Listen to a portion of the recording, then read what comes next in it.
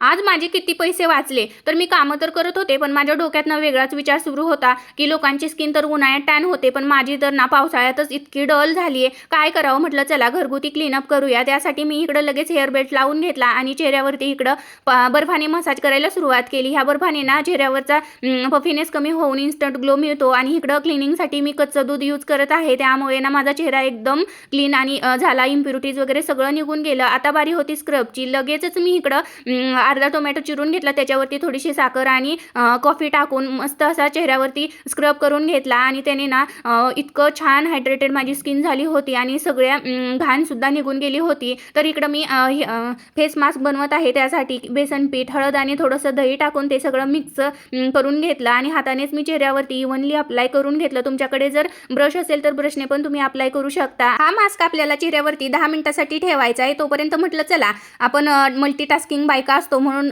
लसूण इकडे सोलून घेतला, पण माझी ड्राय स्किन झाल्यामुळे थोडंसं पाणी लावून मी मसाज करून घेतला आणि तुम्ही बघू शकता 10-15 मिनिटानंतर माझ्या चेहऱ्यावरती किती ग्लो आलाय. म्हणूनच म्हटलं हा जादुई मास्क आहे आणि ॲज अ टोनर म्हणून मी इकडं रोज वॉटर यूज केले आणि त्याच्यामुळे माझा चेहरा खूप छान झालाय. चला अशाच व्हिडिओसाठी फॉलो करा.